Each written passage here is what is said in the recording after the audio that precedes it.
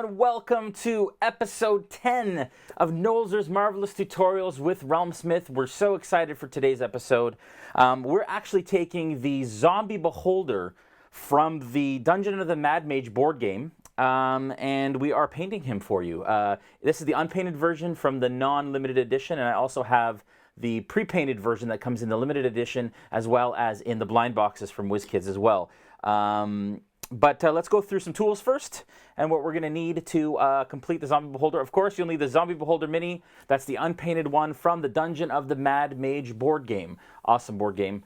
We're going to use some Vallejo brushes here. Got 3 different sizes, as well as a Vallejo dry brush, water pot, some paper towel, and a paint palette. And then, of course, Vallejo paints. There's 16 in all here. A lot of the similar colors that we use: heavy sienna, sepia wash, heavy brown, some black wash, violet ink, off-white, black, bone white, charred brown, dark flesh tone. We got some tan and some khaki, heavy ochre, stonewall gray, wolf gray, and then something we've never used before, which is dried blood, which will be a lot of fun. All right, so I have gone ahead and I have base coated, or rather, sorry, primed in a white Vallejo primer. I used white this time just because I wanted it to be more or less the same starting point that you would with any of our other D&D WizKids minis. So we are going to go ahead and we're going to lay down a base coat. The base coat here is going to be charred brown. It's going to be our color. It's a dark brown color. While I'm laying down that base coat, I have really exciting, awesome news. We mentioned it last Sunday. On Tuesday, this Tuesday, in 3 days, we are going live with our Kickstarter campaign for our adventure box. We have some really awesome things that we want to bring to the community and to our service, and we're looking to kickstart that. We're going to play a video while I start this base coat. So again, we're going to use charred brown with a larger brush, put some in the palette, and we're going to go to that while we're going to play a little video for you guys while we paint here. Hi everyone, I'm Joel Auger, and this is Jason Azevedo. And we are just 2 of the partners in a company called RealmSmith who deliver amazing, immersive experiences for your Dungeons & Dragons tabletop gameplay every single month. Every month. Every month. Like all 12.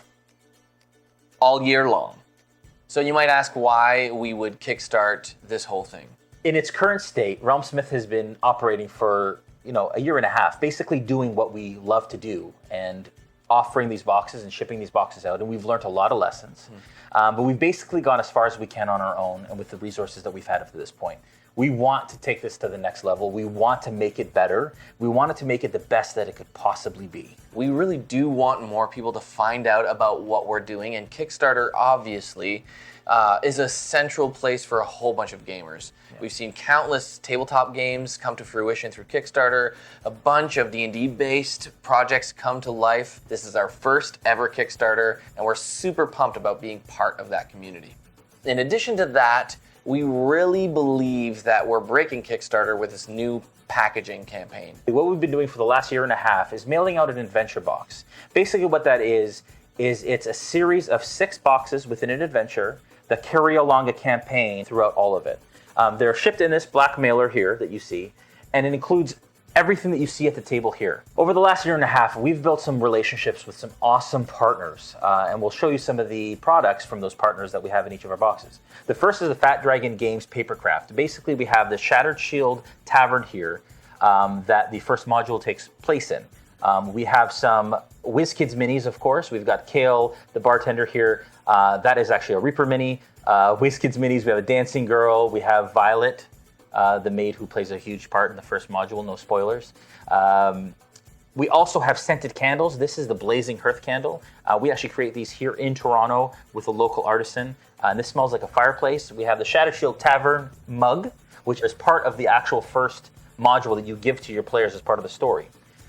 Every box comes with a module that we've written, which actually has cues of when to light the candle and when to play certain sound sets and moods and sounds from our Sirenscape custom sound sets that we've put together, as well as a hand-drawn map of the Shattered Shield Tavern.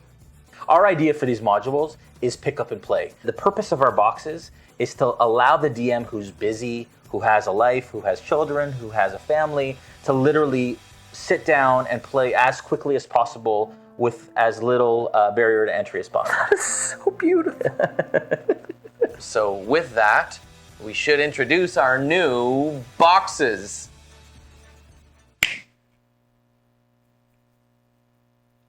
The components were right. They had all of the when we cast stuff. the spell last time. Yes. We had the motion different than we did this time. The new boxes.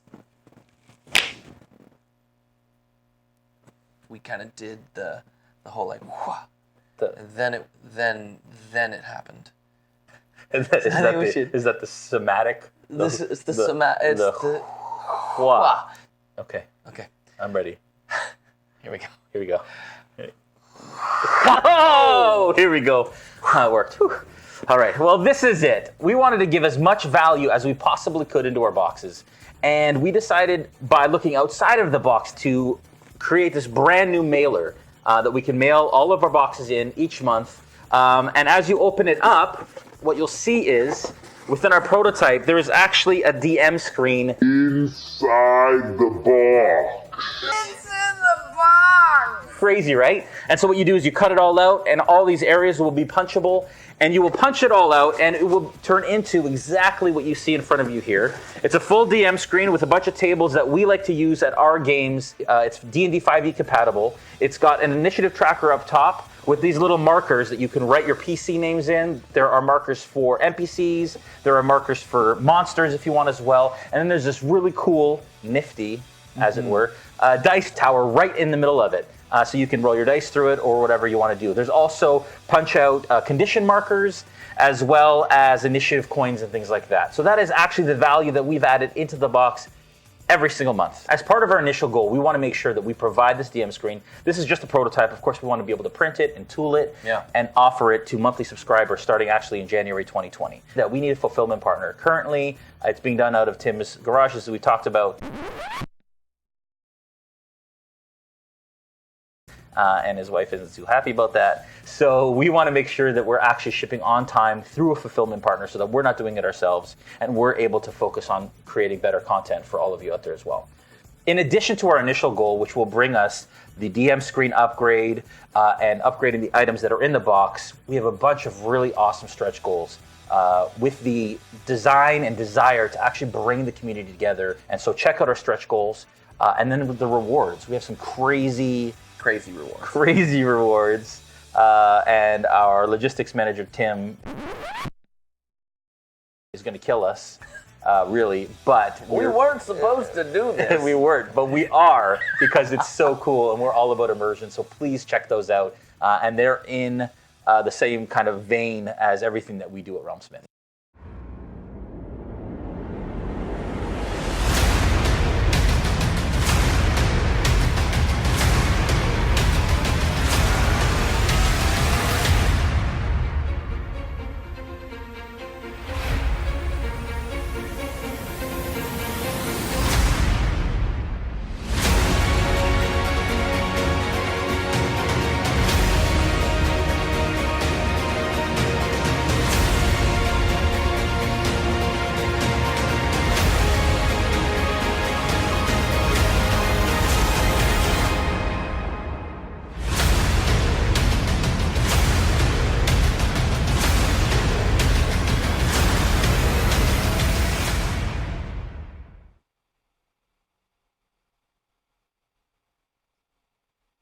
There it is. We are so very stinking excited. Stinking? I was looking for a good adjective. We're very excited about our Kickstarter. And so if you want to know more or learn more, you can do that on our Facebook. If you want to follow us on Facebook or Instagram, and we will keep you appraised of progress and when we're launching. We will be launching Tuesday. We have an event, live D&D event. We'll be playing D&D in the studio. with our noobs in one of our adventure boxes, and you can tune in to see that and hear about all the stretch goals, and then back and spread and share. We love this game, and we want to bring wonderful products and experiences to it, and that's what we do here at RealmSmith. Back to the business at hand. This camera's a little slow, Joel, so I'm just gonna shift off. Oh, that's not good. I just broke it. Let me see if this is horrible. See if I can Let's see if I can. The power of my mind, fix that. Oh, this is wonderful. This is brilliant. I'm glad that. Should I just switch back? No, don't. Oh, I did. Oh, you did. All right, it's all good. Live show, folks. This is just how it goes. Joel is back moderating for us today. Everybody Hello, say hi everyone. to Joel. He is moderating in the chat, so if you have any questions, comments, thoughts, any ideas about what we're doing here, oh, there he is. I didn't expect him to be on camera. That's hi, guys. Interesting. Okay, thanks, Joel. I'm going to remove myself now. Yeah, just thank you. And like I said, we are painting the Zombie Beholder from the Dungeon of the Mad Mage set. This is the one from the limited edition set, which is painted up all cool. This is the one from the not limited set, I guess, the unpainted one, which we have primed with a Vallejo white primer, and we are now painting. I started off with a charred brown. I went through, as you can see, and did all of the dark area, basically all the scale area around his face. Made sure to get in all the nooks and crannies with charred brown. The next we're going to use is a dark flesh tone. Give it a good shake. Of course, we're using all Vallejo Game Color for all of this. Dark flesh tone we're going to use for the stalks. And actually, we're using a lot of the same color scheme that we actually use in our Beholder tutorial on our YouTube page, and you can check that out. As well, if you folks are watching this now, you don't have the mini, but you're interested in doing it, or you don't have the paints with you, we are adding all of the VODs for these episodes to the RealmSmith YouTube page, as well as the official D&D YouTube page as well. Joel, if you can bring up the dark flesh tone bottle color there. Yes, sir. Just so Vallejo loves us even more than they already It's the dark flesh, you said? Dark flesh tone, yeah.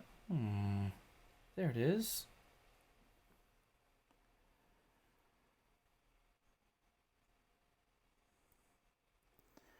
And we are using, like I said, we're using dark flesh tone for all of the eye stalks. This usually takes a little bit of time. These are spindly and twisty and all of that fun stuff. But you know what? I'm going to use a larger brush for this because it'll get more work done quicker. I'm actually using a dry brush just because it's a little wider, and I can just go at it and have it kind of cover more and quicker. Joel, who's joining us tonight? Is there We have so many people. so many? So All the people? Palos Apep is with us. Mikey G83. Yeah. Zamfire, not sure. Zamfir, yeah, he's regular for us. Naroon is with us. Of course, every week. DC Lasser or DC Lasser. Yep. Yeah, that's who's in the chat right now. Nice. Yeah. So like I said, I am following the same color scheme that I did. I think I've painted 13 beholders in the last year or so. But we did a bunch of classes at different trade shows, and at Origins last year we did a beholder every session. Now the nice thing was we had some celebrity guest painters, hosts, and they ended up kind of choosing what color scheme. So at least there were different color schemes, but the standard color scheme is represented in our beholder tutorial on our YouTube page. And that's kind of what I'm going through here. Now, again, this is a zombie beholder, so we're going to paint him the way he would be painted normally, and then we're just going to zombify him quite a bit. But this is a super cool mini. You can see all of the fun detail. It's a little dark, actually. We have a question from Naroon. Yeah. It's, he's from are Norway. You guys happy with the community's response to the Kickstarter and the tips you're getting? Yes, absolutely. we do this, but we get into a bubble when you're creating. And I mean, this is just something that most creative folks kind of, run into. And so there are things that we forget, the things that we kind of overlook, things that we think is a good idea, but in the end is maybe not. So it's been incredibly helpful to include the community, especially our existing customers, in the process of bringing this Kickstarter to life and updating the website and the page, and they got a sneak peek of our or a preview of our Kickstarter page, and we got tons of really awesome feedback. So it's been awesome, actually, and everybody's super helpful and supportive, and people who haven't seen the crate before, or the box before, or even necessarily heard of us, are super excited. They're seeing it for the first time, so they're completely wowed. But we wanted to make sure that our insiders, kind of our customers who have been loyal for the last year or so, got a chance to kind of give us their thoughts, as they kind of know the product pretty much the best in the situation. So totally. So hopefully that answers your question. Palos App has, of all the minis you've done on this project, which one has been your favorite, and which one do you think could have been better? Yeah, that's pretty easy. So Harshnag was my favorite. That was the frost giant that we did. He was awesome. It's an incredible miniature. I'm getting paint all over my monsters manual. It's all good. Yeah, so and we have a 3-part, you can check that out on our YouTube page. We got 3 parts of how we painted that frost giant. I think he turned out really great, and he was kind of my favorite. And then the one I think we could have done better is the Black Dragon, actually. It took us a little longer, didn't quite fit it into the 2 hours, and yeah, I think that one could have probably gone a little bit better. All right, we're going to switch to tan here, and we're going to paint tan into the mouth area, some into the palette as usual. I always add just a touch of water and then add more if I need it, but this tan is fairly thick, so it's good. And I'm just going to jam this tan into the mouth area. You want to be careful not to hit the charred brown that we did kind of all around on the skin. You want to just keep this as much as you can to the inside of the mouth, but if you go over a little bit, again, we've only base coated, so you can always go back with the wet charred brown in your palette and add it there. I'm just taking a look at kind of like these fleshy areas and deciding exactly where the delineation is on these. This model is, it is a beholder, but it's slightly different than the larger beholders that WizKids has in the unpainted line. So I just want to, he has kind of a half a tongue in there. It's kind of nasty. But I'm going to come in with some tan now, and I'm going to do the eyelid. So the lid under here kind of has a bit of a different fleshy texture, so I like to do this a little different, just to give some delineation, some interest. Went over a little bit. I also want to do kind of the area here on his mouth, which is kind of the fleshy side. Another question, Jay. Yeah. It says, when I join the Kickstarter, how will the story work? Will I be missing anything from the previous adventure crates? No. So the way that it works right now, or we're still working out the reward levels and all that kind of stuff, but most of the reward levels are in completion, either the first box and then you get the rest of them if you subscribe after the Kickstarter, and there will be incentives in order to do that. So when you get your first box, you get a potentially get a discount on the rest of the boxes, or an easy to subscribe sort of situation. So you either get that, or you get the full adventure in all, or you get the 2 adventures in all. So you'll never miss out on any part of the story that we offer in that. Okay, I'm going to do a little bit of tan on the upper lid as well here. Hopefully that answered the question. Ilana says, congrats on the Kickstarter. The new boxes look absolutely amazing. Thank you, Ilana. All right, she is a returning viewer as well. We're pretty excited about it. And again, lots of feedback from the community about the boxes and things that we never thought about. Joel and I are having a meeting tonight after this. perhaps over some Swiss Chalet, which is a wonderful restaurant here in Toronto. Some Canadian chicken, we call it. Canadian chicken. And we're gonna chat about kind of all the feedback that you guys have been sending us on the Kickstarter and what exactly we want to do sort of moving forward to address some of those concerns and some of those ideas so that on Tuesday we are ready to go. All right, so charred brown is laid. It is down. Dark flesh tone on the eye stalks is still drying. It came out a little bit translucent here, so I may have to do another coat on those eye stalks, but that's okay. Tan is in the mouth. That is fine. So we are going to go ahead. Let's see here. We're going to wait for that to dry. So I think I'm going to go through and I'm going to start to base coat all of the bony areas. What we're going to use for that is a heavy, do we want to use heavy brown? No, we don't. We want to use the heavy ochre. Now again, it's a zombie beholder, so we're painting it more or less the same color scheme as we did the beholder that we did in our tutorials, and then we will kind of zombify it after the fact. I wanted to use those. I painted 11 of them, and my party is not near high enough in order to fight a beholder. Well, I guess we could. I mean, really. So I'm doing the eye here. I'm doing all of the kind of the horns around the perimeter of the face, as well as all the eye stalk eyes as well in this heavy ochre. No, I'm lying. We're going to do this eye. We're going to do all the horns, but then we're going to do the rest of the eyes in heavy brown. We're going to give them these really dead-looking gray pupilled eyes as we move forward here. But yeah, as I was saying, so I came back from Origins, and I really wanted to use that beholder in a game, so I just made it a zombie beholder. And I just played it as a zombie beholder. We're still jumping here, eh? Yeah, it's a little jumpy still. Joel? That's better. Or it was anyways, for a second. Do we want to switch to a wide shot and then Sure. fix it? You can just,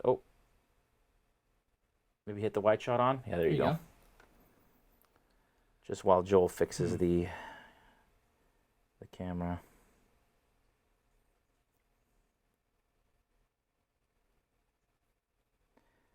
How's everybody doing out there? I'd love to hear where you guys are from.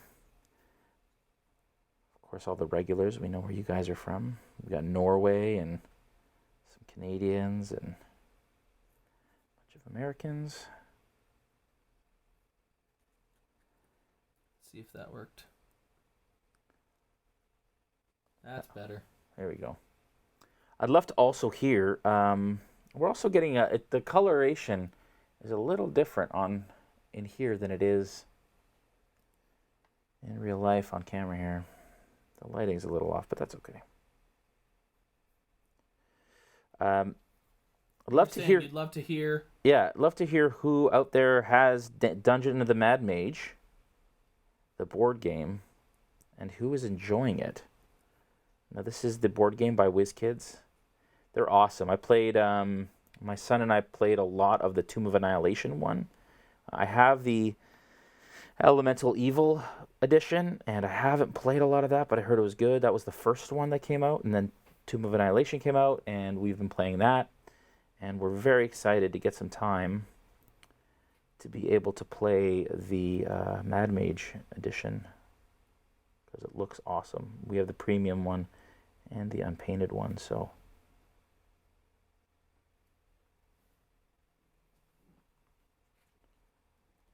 And if you haven't picked it up or any of those games up, they're really awesome. They're basically D&D light. Or a version of D&D Light, where basically it's like D&D in a board game. Really easy to pick up and play. You use a D20, minis, and you build the map as you go. It's really neat. It's got this cool like kind of puzzle mechanic for putting the environment together.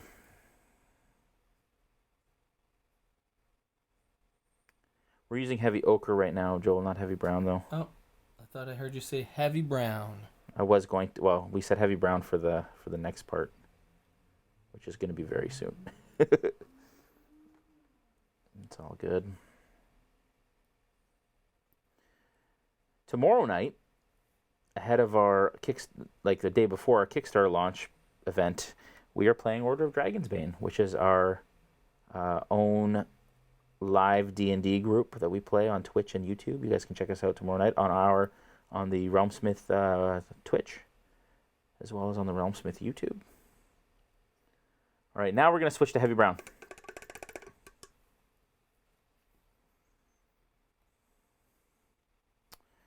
And with heavy brown, we're going to do all of the eye stalks, all the eyeballs, I should say.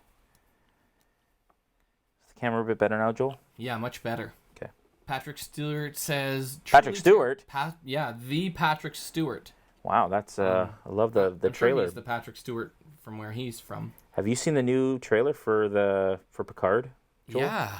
So good. It's a good trailer. You haven't seen it, have you? No, I've seen the trailer. Oh. I'm not sure how they're gonna make the show work. It's Yeah, I don't know, but I'm excited about it. I'm Yeah, just me happy too. that 7 of 9 was in the trailer. Spoilers. Yeah, totally. Spoiler alert.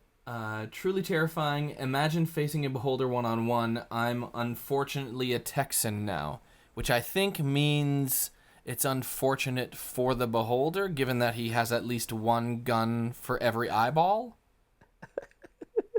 That's what being a Texan means, I think. And then Ilana says, I'm from the Netherlands. I don't have the board game. Not a lot of board game time, and we're going through Gloomhaven, so I think we'll play another board game in 2025, maybe. That's a good statement. It's good. Naroon says, ran first part of Shattered Shield for my new group last Friday. They loved it. It was easy to prepare and run. Running next chapter soon. They just want more. That's awesome. Yeah, so cool. Very cool. Ilana says, do you guys have experience shipping your boxes to the Netherlands? Any idea about the average shipping time? So, I mean, I can speak to that. So basically, it's been a challenge for Europe in general. And I'll be honest, it's difficult to ship anything overseas just because of the time that it takes to get there and the cost involved. We can ship kind of like, I think it's a week, but it's going to cost you guys crazy amounts of cash to get there. So we are actually, as part of our stretch goals, higher up the stretch goals, working on setting up European shipping in a more substantial sort of economical, cost-effective way for you guys. Because right now, we don't want to take 2 months to get you guys stuff. I know a lot of you are used to that if you live in Europe and you're trying to get North American product, but it's just not acceptable for us. So we're doing our best and trying our best, and we thank our European customers for sticking with us. I think Naroon's in Norway, so Naroon's been patient. Yeah, for sure. I think it's fair to say, Jay, would you agree with me that the Kickstarter really is to help us reach some business goals that we have? Yeah, and I think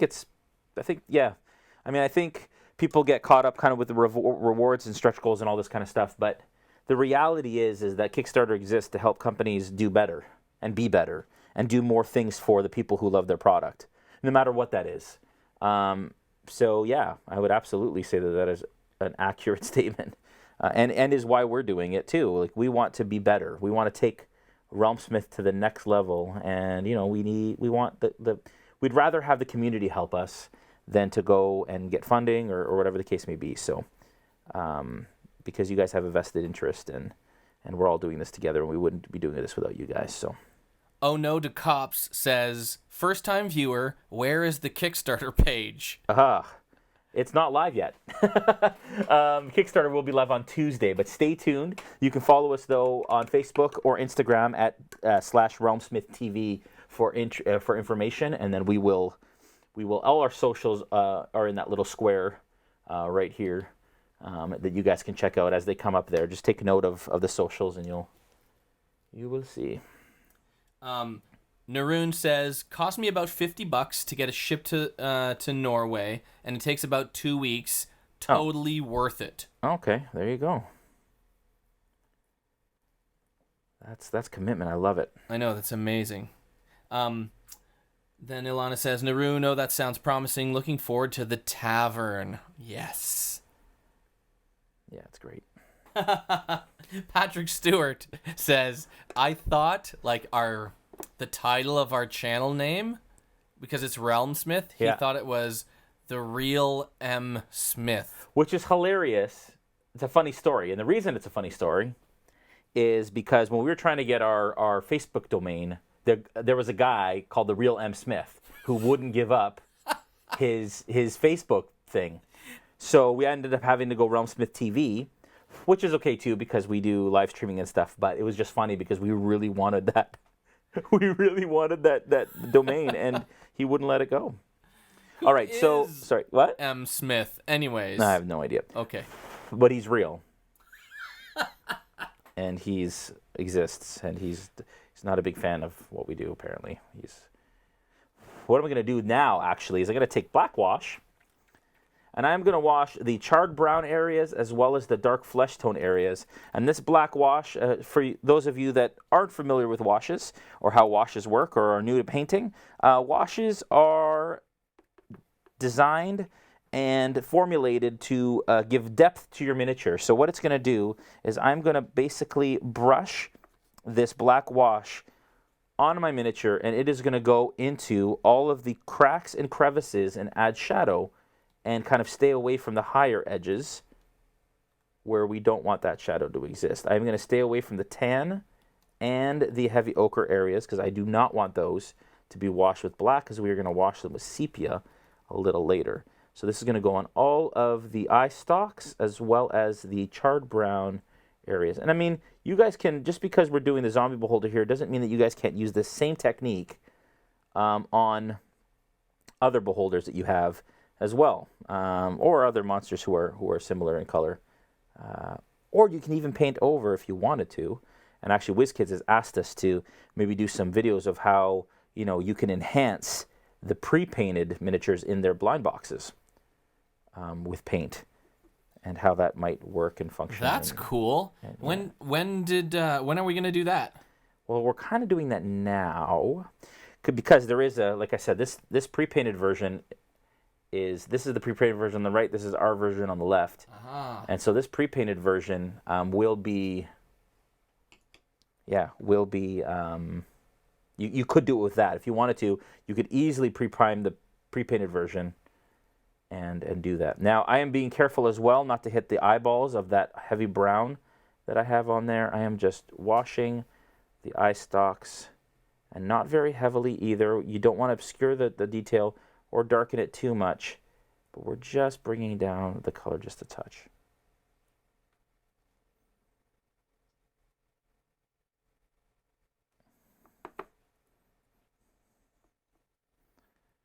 All right.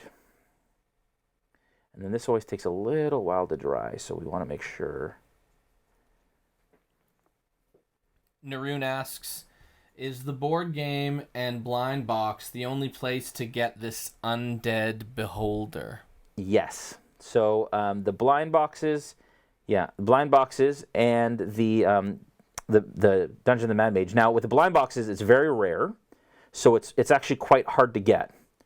So I would suggest just buy Dungeon of the Mad Mage. What people don't know, and this is a little insider tip. Hopefully WizKids told me to tell people, is that if you buy the board game, you get 2 of these. If you buy the limited edition, you get 2 painted ones. So instead of going on eBay or wherever else you would go to buy a kind of aftermarket minis, just buy the board game and you get 2. And you get an awesome board game with a ton of other minis. And what people don't know is in the limited, or people might not know, is in the limited edition of these boxes, it comes with pre-painted minis, the same ones that you get in the blind boxes. So, okay, so I have done my black wash. I'm going to let that dry for a little bit. Actually, I bought my little fan. I found it. And we're just going to dry it. Instead of going which I know you guys enjoy. We're just going to actually use, ow, that hurt. We're just going to use this. That actually works quite well. I'm probably blowing like black wash all over the side of the studio here. And Joel's probably like, it's killing the mic. But we only have 2 hours to do these, folks, and it helps to have something that'll dry your mini a little faster. And this is very helpful. Is there anybody who has run Dungeon of the Mad Mage, the campaign book? I'd love to know. I haven't, actually. I haven't looked into it too much either. I'd love to hear what people's experiences are thus far with Dungeon of the Mad Mage. The Hallister's lab is amazing. WizKids put out a little kit, and it comes with all like the items that you'd find in his lab. It's pretty awesome. DM Matt G asks, does the Dungeon of the Mad Mage board game pieces have any translucent material? Yes. As you see in previous board games. So the limited edition does, because they're the same as the pre-printed. The unpainted ones do not. They are solid. Like this base, as you can see, in the pre-painted one has a translucent base. This one is solid. So that is the difference between these. This was actually green, the color of the base. As you can see, behold a zombie. And so yeah, you don't get the clear effects on the unpainted ones. Just gonna go in here and take out a little bit of this wash in areas that I didn't want it to exist. While that is happening, I'm going to go ahead and continue on the bony areas. And oh, actually, you know what? I'm going to do the mouth. So we're going to take, because it's a zombie beholder, I didn't want the mouth to be too, I don't want anything to look too alive, if that makes sense, because it's not. It's actually the opposite. Well, kind of in the middle. Undead would be not opposite, but anyways, somewhere in between. I'm going to use sepia wash. And we are going to brush that into the inside of the mouth. Like so. And that will, again, give some depth and shadow to the texture in the mouth. Is that the tavern dog? That is the tavern dog. Snoring in the studio? Yes, he's snoring in the background. Amazing. We also want to add the sepia wash. Want to again dilute it just a touch, and we're going to add the sepia wash to all of the bony protrusions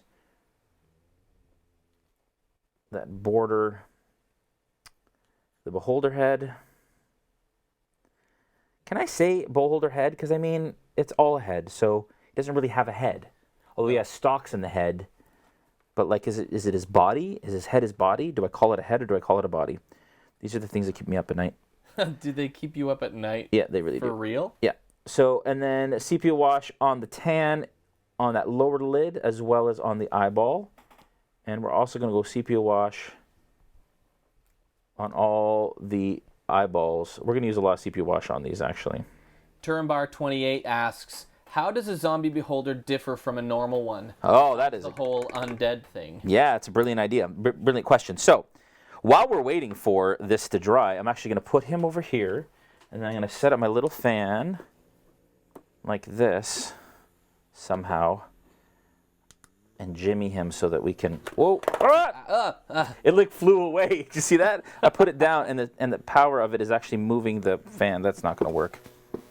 I'll just hold it like this. It's story time with RealmSmith. I'm glad you asked. And people say that they love this part. Because really it's a painting show, and then we end up just reading from the Monsters Manual.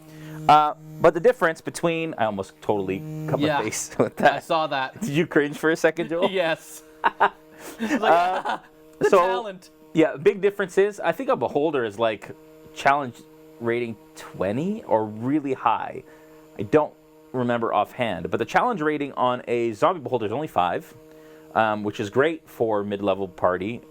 Which I won't tell Brandon, our DM, because we're playing tomorrow night, and I'll have a freshly painted zombie beholder. They have undead fortitude, of course, so if they hit 0, it must make a Constitution saving throw with a DC of 5+.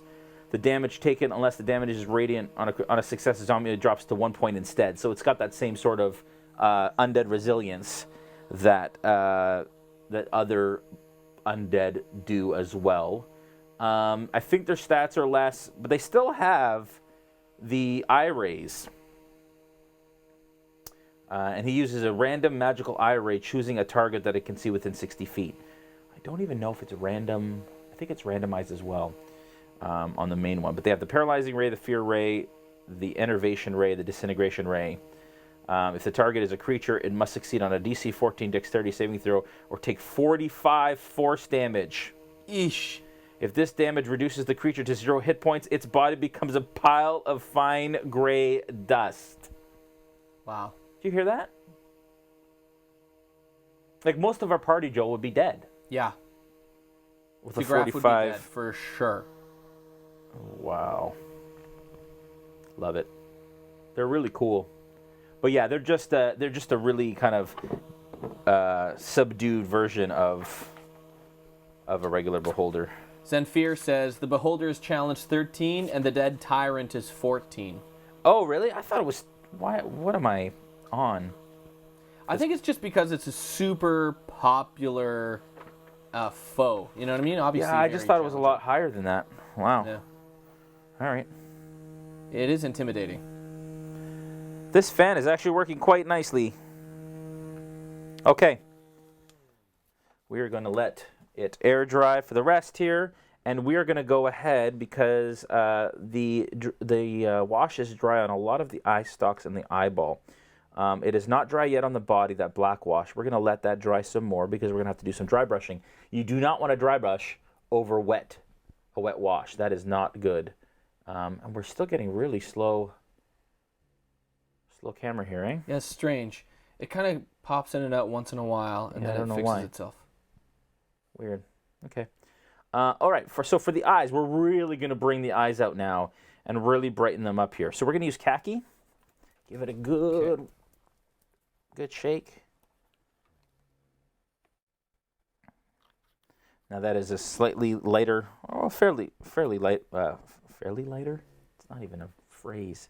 It's Sunday, folks. I'm not sure why I do the show on Sundays. My brain dies on Sundays a little bit just before it rejuvenates on Mondays. All right, so we're going to go ahead and we are going to basically paint the eyeballs, just leaving a little bit of that heavy brown around the edge. And we're lightening them up a bit at a time. Again, these eyes are going to be very different than we do the beholder eyes on the larger beholder. These are going to be dead, zombie-looking eyes. We're also doing the same with khaki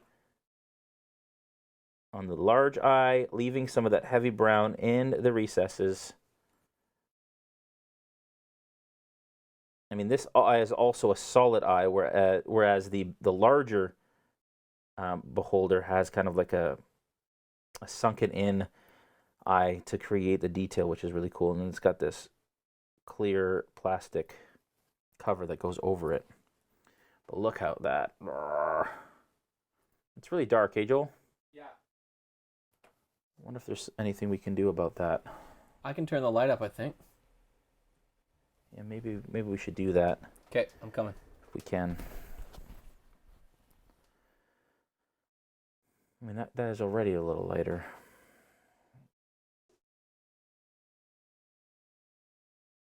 Did it maybe go down when I unplugged it? Might have.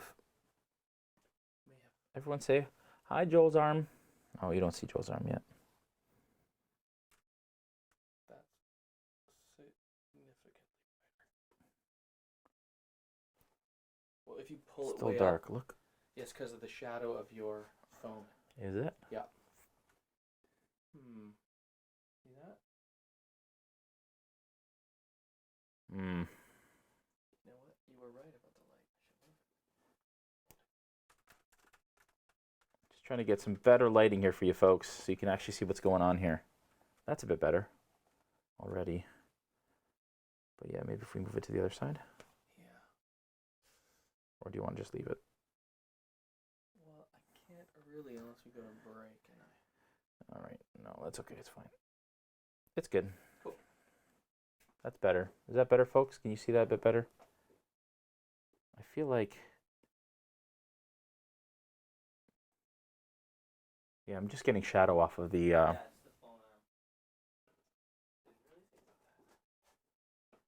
It seemed better before. Sorry, folks. Just some technical things here. Just want to make sure you guys can actually see what we're doing here.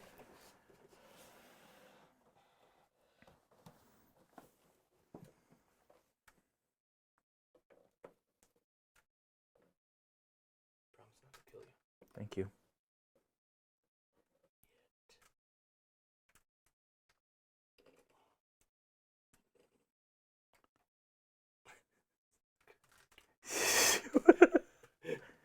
Live streams, folks. This is the magic behind the scenes. Usually it's behind the scenes, but because we're live, it's actually happening in real time above my head while I'm trying to paint. Terrifying. It's we're a professional operation here, folks. What it takes, Jay. I do what it takes. We don't mess around.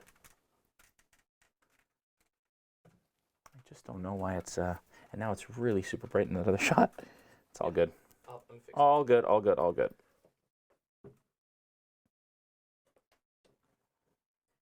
That's a bit better. It's just the shadow coming on this side is the issue. Totally. How's that? Good. It's just super bright now in the I'll go main shot. I can bring it down. All right. How's that? Yep. It's good. Cool. It's good for me. I just want to make sure the viewers can see. All right. Sorry, folks. All right. So I have painted all of the eyeballs. You can see that they all kind of stick out a lot better. Oh, yeah. Look at that. That is way better. Yeah. Now you folks can see what's going on. That wash is getting there. It's not quite dry yet. Because it's not quite dry yet, we're going to go ahead and we are going to start to paint the bony protrusions. We're also going to use khaki. And the trick for me with bone is I like to do kind of like add a bit of a texture to it. So what I do is I'll start with, say, for example, this little bone here, and I'll just do little lines that run down it that are separate from each other. And that way it gives it kind of a little sort of like ridged bone texture. Don't go all the way to the top. Leave kind of the wash and that heavy ochre in the recesses near the top. And then we're just going around and we're adding little lines, multiple little lines along the length of the bone here. Naroon asks, The spike. how did the idea about the first encounter crates happen? What made you guys make them? Yeah, so for those of you that have followed us for a while, we started off by creating tutorials on YouTube and online, and we wanted to make sure that we had,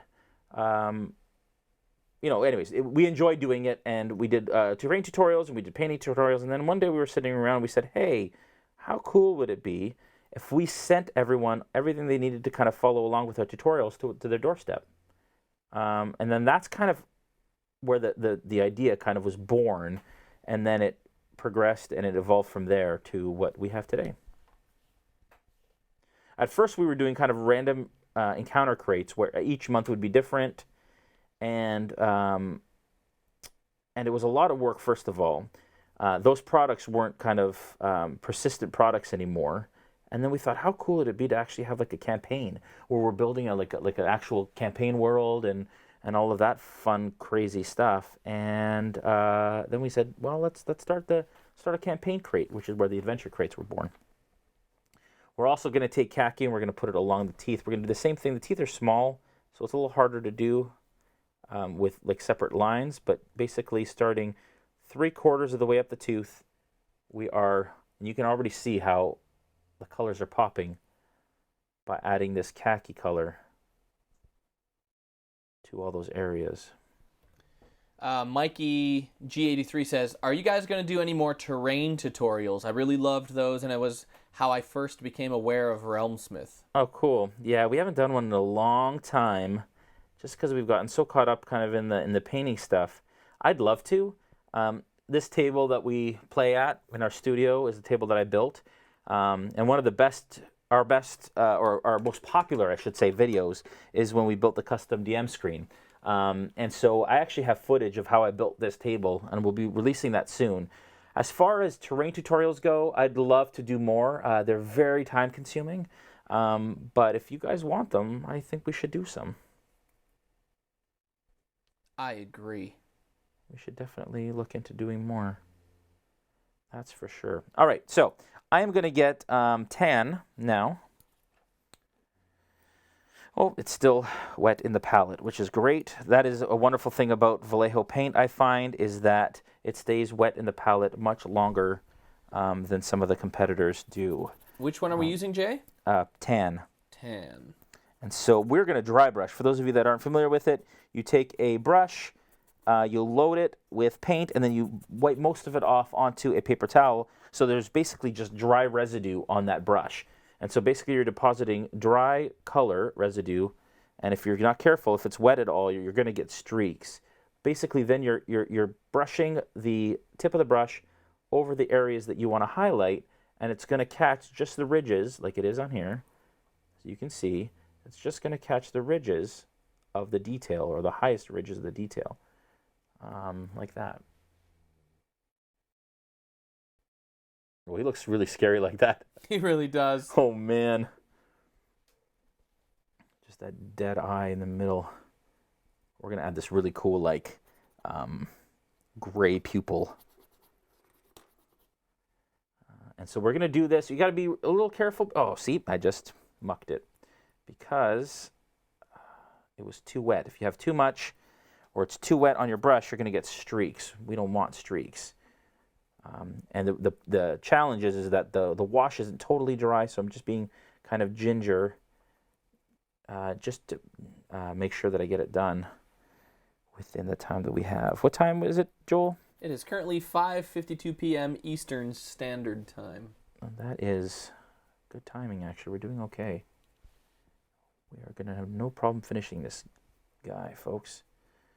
We will not necessarily be doing the base, just because I didn't put the materials and stuff. But what I use for the bases on a lot of my stuff is the Vallejo basing kind of diorama effects, or the weathering effects, because they have this really cool kind of mud effect, and you just literally paint it right onto the base, and you'll get an awesome kind of ground texture right off the bat. Okay. There we go. That's looking pretty good. I'm also going to dry brush the stalks with this tan color. It's going to lighten up the stalks a little bit. Again, we added the wash to add the shadow, and now we're dry brushing to add the highlights.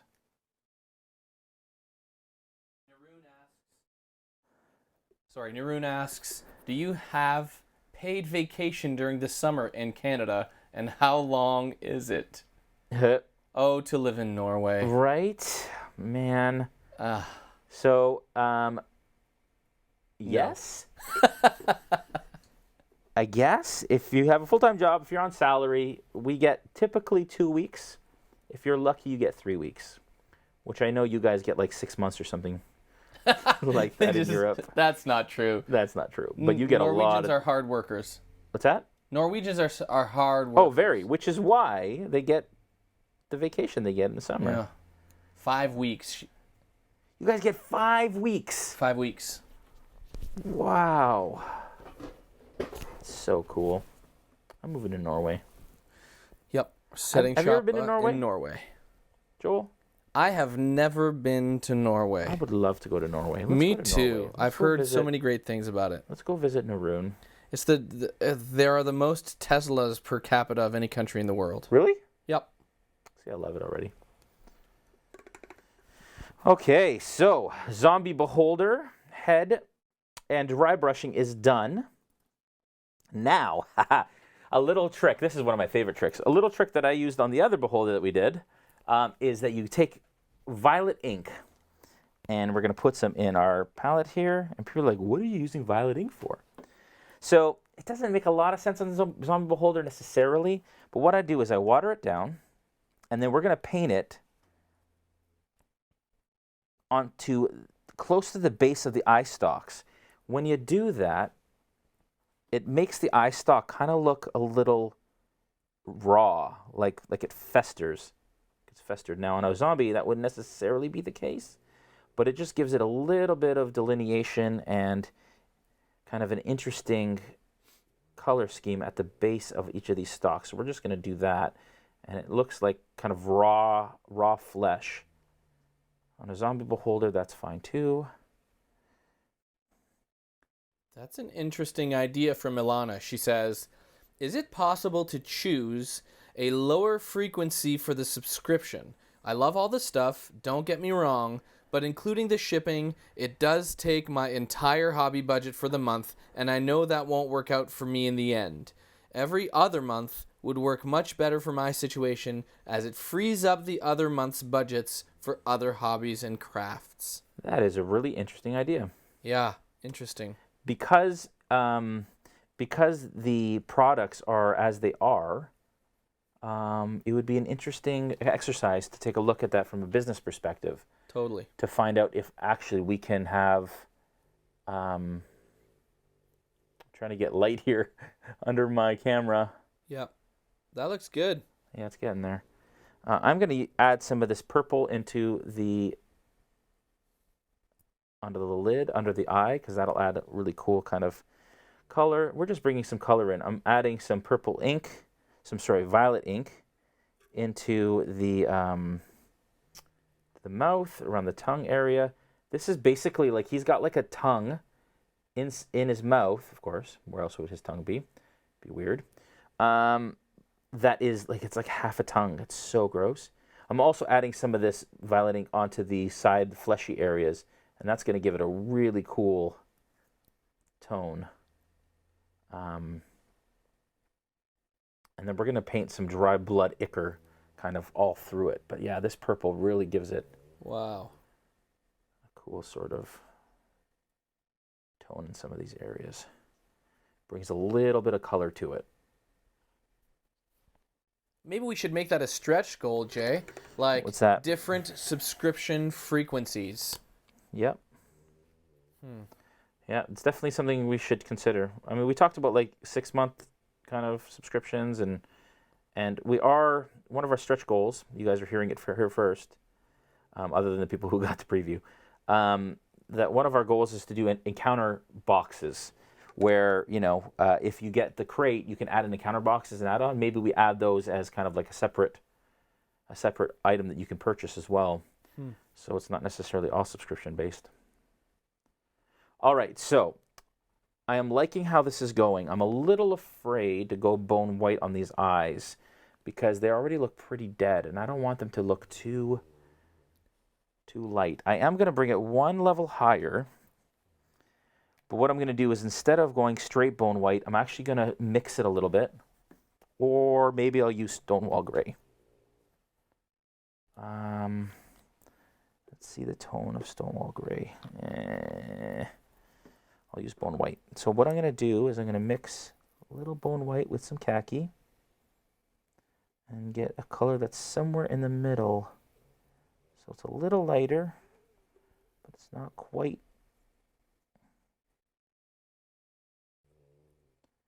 Here we go. Let's see. We'll try it on one of the eyes. Yeah, that's good. That's about the level of lightness we want to go, because we want these eyes to look kind of dead and like there's no life left. Mikey G83 says, can a stretch goal be coming up to Toronto for a game night with you guys? Ha ha ha. Funny you say that. Stay tuned. Stay tuned. We'll probably be announcing some of our stretch goals and some of our rewards on tomorrow night's stream, in the break and stuff. So tune in tomorrow night, folks, for some live D&D. And it's the night before we go live on our Kickstarter. And we plan to kind of pull back the curtain a little bit on some of our goals and such. So definitely stay tuned for that.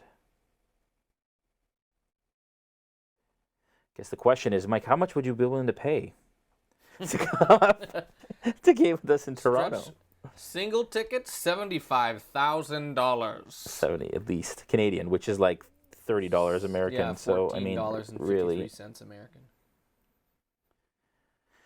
Okay, so that worked out nicely. Okay, so the issue I have is this. I had gotten a gray color, which was Stonewall Gray, and I chose it without actually looking at the color, and I think Stonewall Gray is actually a little light. And again, we like doing these kind of live because you kind of are able to see us go through our process a little bit more and kind of solve our problems on the fly as we go through it. So, Joel, Yes. I'm going to ask you to go to my paint rack there. Okay. And can you name out some lighter gray colors that are on the Vallejo paint rack in there? Yes. All right.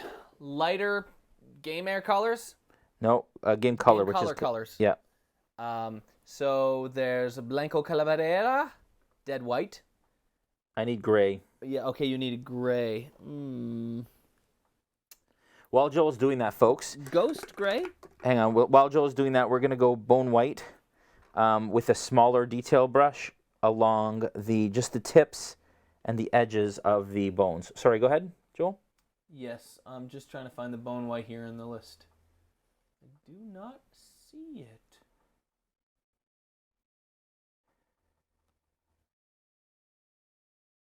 Okay. So one of the grays is Ghost Gray. That's a light gray. So I have a wolf gray here Yep. that I'm going to use for a highlight. I need Okay. something darker than that. Darker than the wolf gray. Yeah.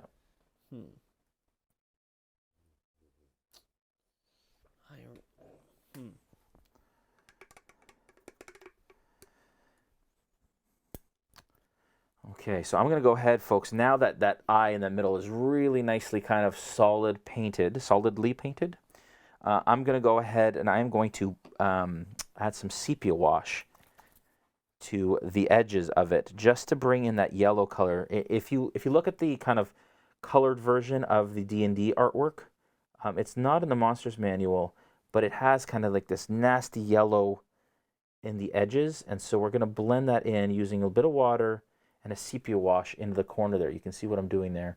I'm adding it in, and it's going to kind of make it look like this dead, nasty eye. And then we're going to paint some veins in there as well. So I'm painting in that sepia shade, and then just taking some water and pushing it back a little bit to blend it. Like that. I really don't see any options here. No? Somber gray, the only darker one I see, but it's dark. Okay. That's okay. You said you had a cold gray? Can I see the cold gray? I have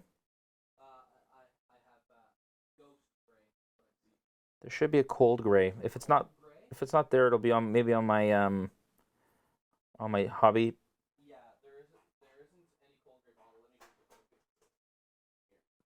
I'm also adding a little bleach bone just to the edges of the teeth. We don't want to go bleach bone on the teeth too much because, again, it's not a living creature. It's a zombie. We want it to feel kind of old and decrepit. So I'm just hitting the tips of the teeth on it.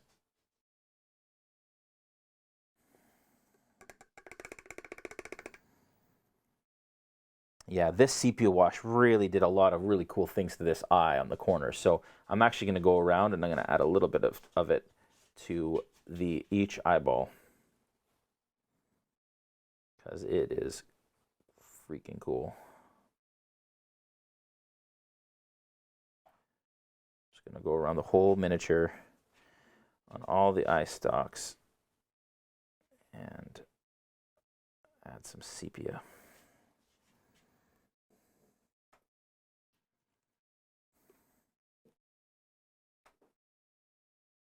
Any luck? I don't see any cold gray there, but Okay. I know this one's too bright.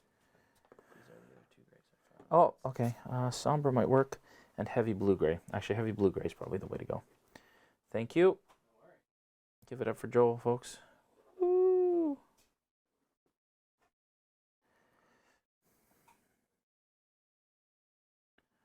Okay.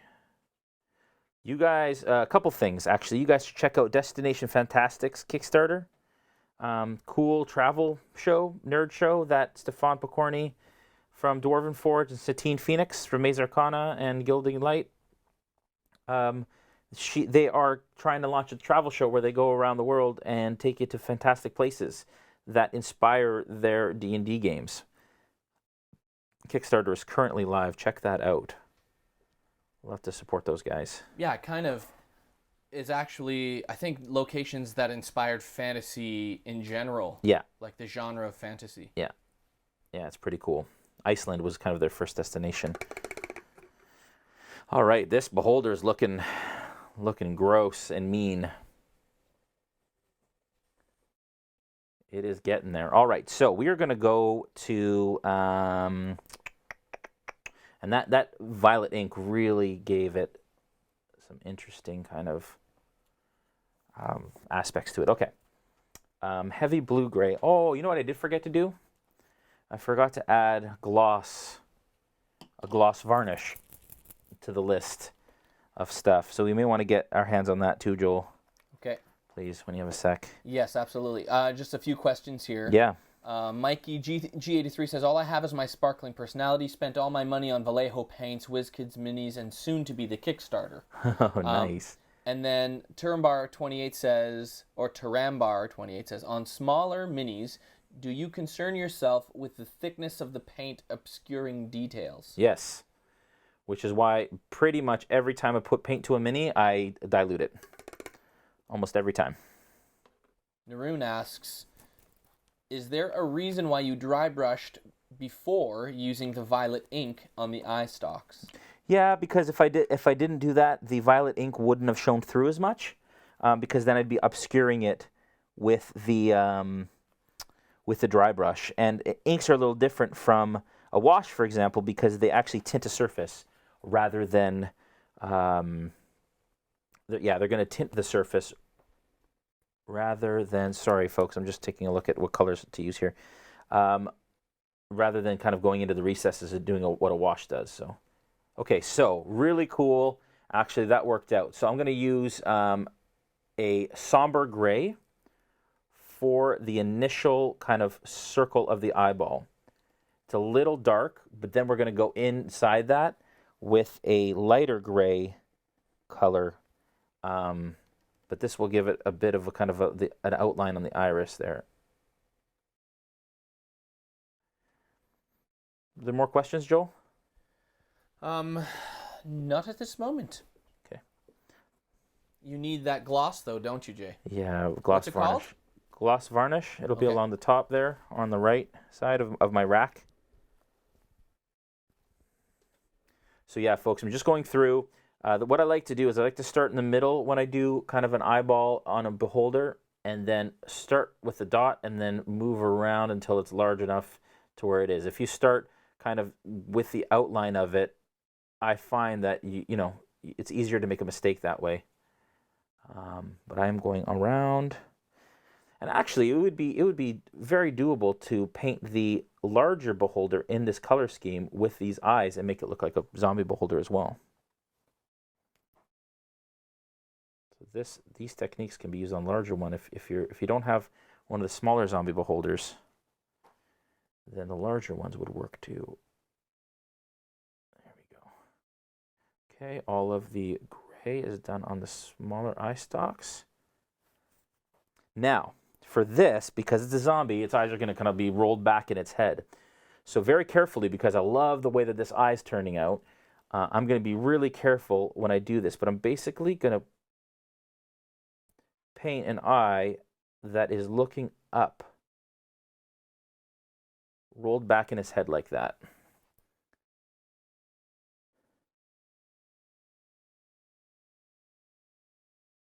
And it's going to be a dead eye, so the somber gray is going to be the start of it, like that.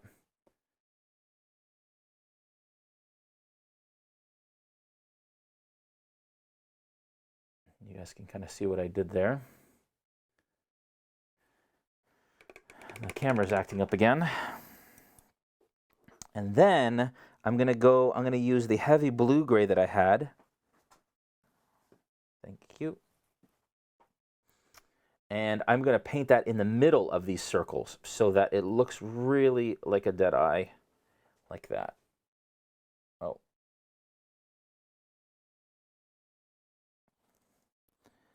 Sorry about this miniature camera, folks. It does this sometimes, weirdly enough.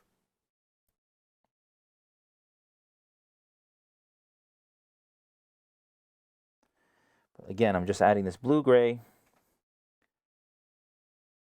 this heavy blue-gray, actually, so that there's just a tiny bit of a halo of that somber gray. A little bit of a halo.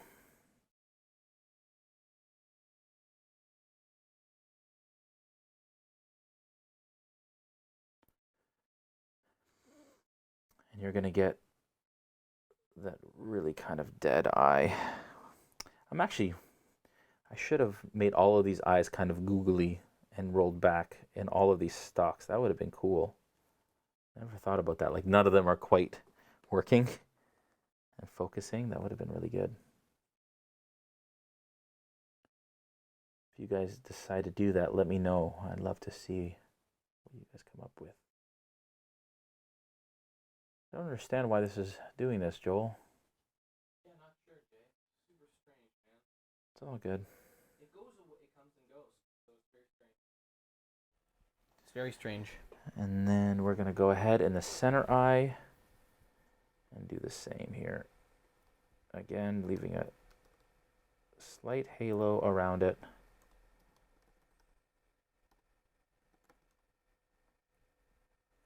Oh, that's creepy.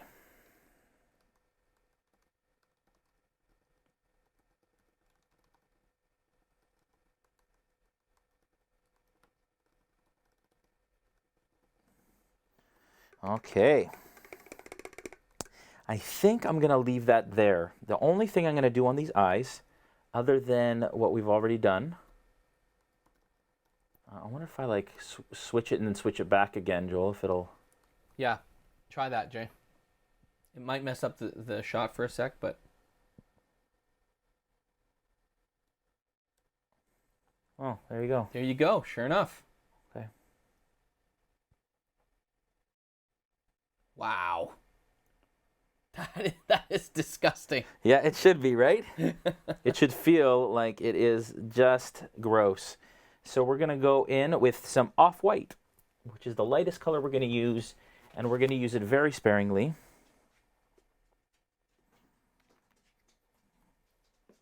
Just with our detail brush here, dilute it just a touch. Now we're going to be able actually probably to do the base and the stock and all of that kind of stuff tonight, folks. We still have 45 minutes left. So in an hour and 15 minutes, less than that, we have actually been able to paint this entire zombie beholder. So what I'm going to do with the off-white is basically like in most cartoons, what you see or most comic books, we're going to add a little glare spot, top left, like that, like there's light coming in. And that just gives it a little bit, hopefully it doesn't give it too much life. But I always like adding those because it just makes it look complete. Turenbar just gave you 4 double high 5 D20s. Not sure where that comes from, but that's amazing. Nice. Yeah. Do you plan to add drool, says Manic Medic. Drool would be cool, actually. I am going to add like a... I am going to add... kind of ichor, almost like dried blood ichor, kind of coming out from his mouth and coming down here. I've got the dry blood stuff, so we're going to have some fun with that for sure. There. Oh, that is creepy. I'm going to take the tavern dog outside momentarily. Okay. Does he need to go out? Yep. Hopefully he didn't already go in the house. No. I don't think so. Okay, so as you folks can see, this is the progress thus far. We've got all the eye stalks are done. He's looking grody. I love to use the word grody. We don't use grody enough anymore. Some people at home are saying we never use the word grody, Jason. All right. Next, we're going to do some highlights onto tan. And basically, this is a bit of detail work, not necessary, really, but we have lots of time left, so might as well add some more detail here. So I'm going to use tan, and I'm just going to go back in and highlight some of these areas here, just along the ridge of the eyelid. It is way too wet. I don't want to mess up that eye, so I'm just going to dab that off, go back in like that, and then just try that again. You want to be really careful. We did all this wonderful work on the eye. You don't want to skip the surface and then mess it up. But there. We've got these stringy areas on here. We're going to just do an edge highlight. I'm using the edge of the brush for the most part here, which is good. I'm also going to kind of go along the top of the mouth, along the side of this crack or this rip here in his face. And basically all I'm doing is I'm going through on all kind of the top edges of where that light would hit, just adding some highlights. Front ridge of the face.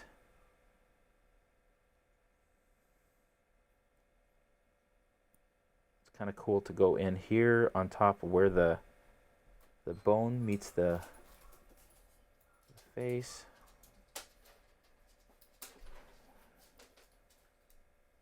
So cool. I'll also do some along all the eye stalks. Into the corners. Along the edges. So basically on the elbow of each eye stalk. And then I'm going to do some lines like this just to give it that, because they do have ridges. So I'm just going to, on the eyes. Again, this is all just, at this point we're into the kind of the advanced techniques section, you know. Just before we started doing this beholder would have been more than sufficient to go onto a tabletop for you and your buddies. But I'm just kind of running this along the top edges of the texture just to give it a little bit of highlight.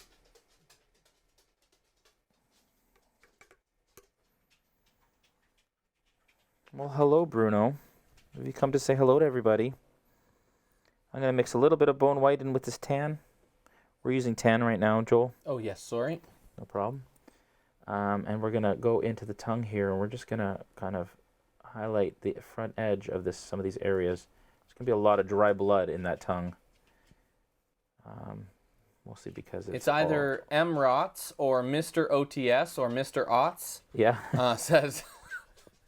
Says, back to the subscription. Can I get the lowdown on that, please? Is there a link? Is it a future endeavor? I missed the conversation by that much, maybe even 10 minutes.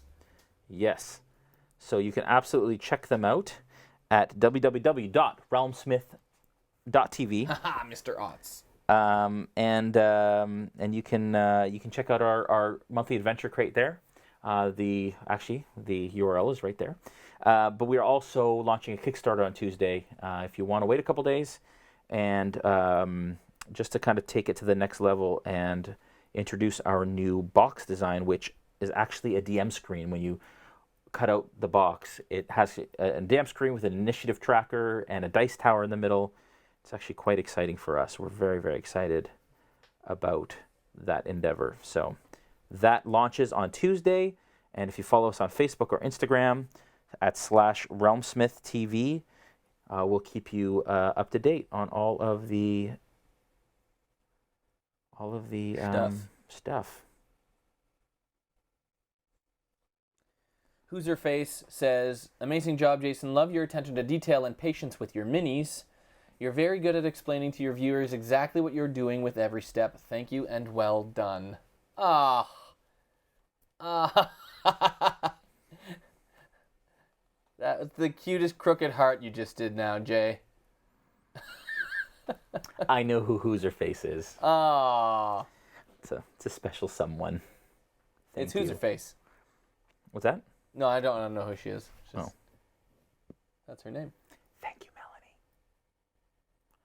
All right.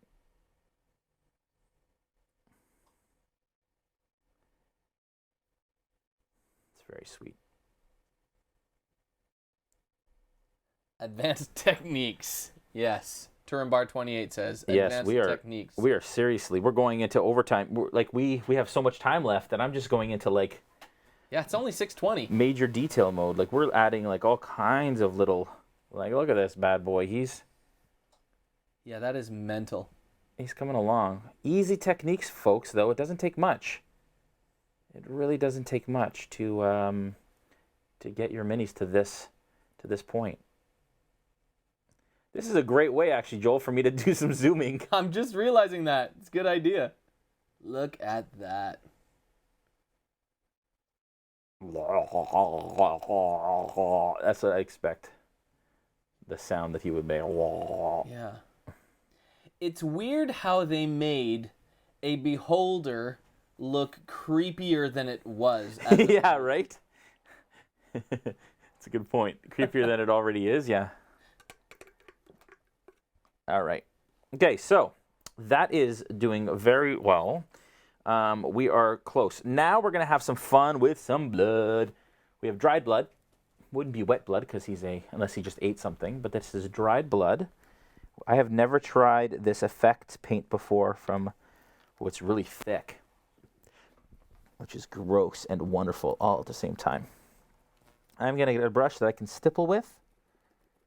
And we're going to put it on. Oh, this is going to be awesome. I can tell. Okay, so basically, actually, I'm going to zoom in a little bit. Like this. Basically, what I'm going to do is I'm going to go inside the mouth, and I'm just going to stipple this dried blood onto the edge. All this, like, raw meat. And I'm going to stipple it along the lip here. And along the top of the mouth. So gross. Yeah, it's legitimately terrifying. Yeah, and basically... Now you need to draw some on the tip of your finger and just go, ow! Yeah, like it just You bit my bastard. finger. Yeah. Like I almost want to put a little bit like on these... I want to put it everywhere. Sorry, that was a little aggressive. Look at that. That's crazy. Now, I don't want to put too much because I don't want to obscure too much of the detail. But that is looking mighty decent, I would say. I am going to maybe... I feel like those little hangy things should be kind of like...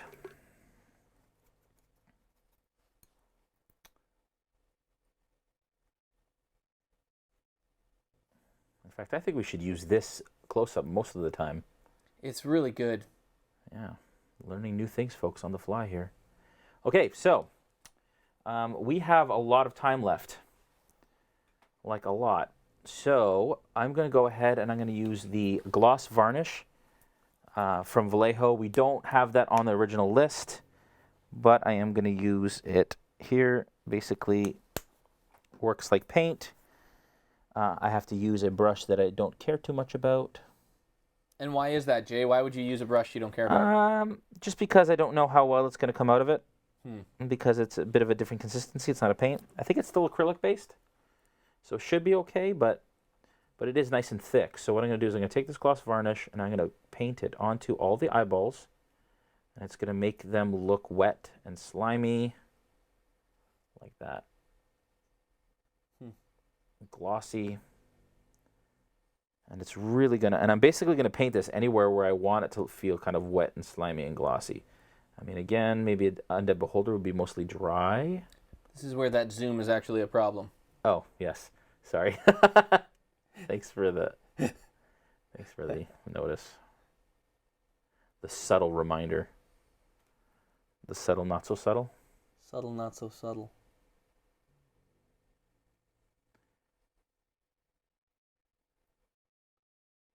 Yeah, this is where this is really cool, where you bring kind of the miniature to life. I love adding little gloss effects. Now the problem with this is then I'm going to hit this with a like a sealer or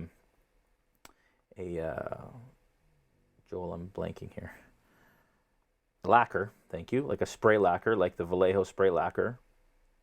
And the problem with that is then it's going to make all of these, because I use a matte lacquer, it's going to make all of these look matte. So then I'll probably go over it afterwards in those areas. But I'm painting this right into the edge of the, oh, got some other paint on here. Right into the kind of the corners so that, again, it looks wet. You want it to kind of feel like an eye, even though it's a dead eye. You get kind of that wet color. That's terrifying. It really is. Yeah, I'm going to put some drool around the mouth. And I'm going to put it all over the tongue, too, because that would be... I have a question for the viewers. Yeah, sure. Would a signed mini that you've painted on this show be good as one of the prizes or some of the things given away in the Kickstarter? Oh, good call. Good question. So if you're at home and you're watching this and you're thinking, oh man, I would love that one, should we add that to the Kickstarter? Now, it would be obviously super limited. One. I'm just, Just kidding. Sorry, what? Like one. Like one. Yeah. But I mean, so how many have you done so far, Jay?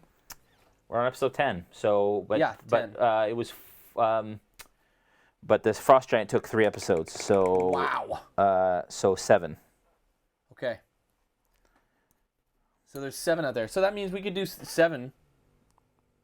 Except that I want to keep. I know you want to keep some, but you can make them. It's true. No, that like this one is like, just look how special it looks. It's like, oh my goodness, it's crazy. Okay, so just to give you guys kind of a look, so this is the pre-painted version, which is pretty awesome, and this is the one that we're painting up here. And again, you could very easily take this version and then add some eyeballs to it, you know, and bring it a little closer to what we're doing here, if you wanted to.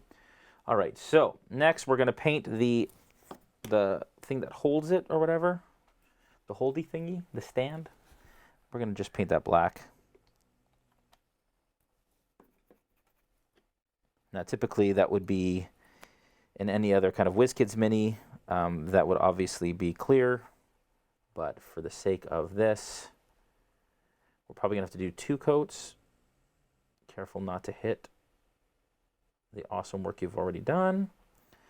This brush is way too unforgiving. So I'm going to do what I said not to do and use the one that I used for the varnish. No, I'm not, because it's not wide enough. These are the problems that we face and solve on the fly, folks. I don't do like a test version of these when I do these painting tutorials or anything like that. I like to solve these issues on the fly. Yeah, you're kind of doing it on the fly with problems and solutions. Yeah, so that people can, if they face some of the same problems, then maybe we can equip them a little bit or give them some ideas at least of how to solve them at home. Even when it comes to paint selection, sometimes I do paint selections for these. I'm like, wait a second, that's not quite working. And then we kind of switch it up on the fly.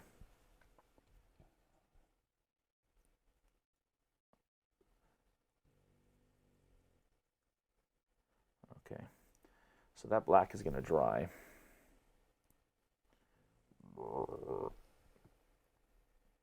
I do like the idea of a black base for a floating character, like especially if you're playing on a black surface, Yep. or you know what I mean, a darker surface. Totally. Kind of disappears. Joel, Yes. could you please get me there's a gray kind of mud texture from Vallejo on my rack there. It's kind of the bigger bottles close to the back. It'll be a gray mud or something, industrial mud. There's a couple options there. Maybe bring me a couple of them. Earth texture? Is it gray? You want a gray one. Yeah. I feel like he'd be like in a dungeon sort of setting.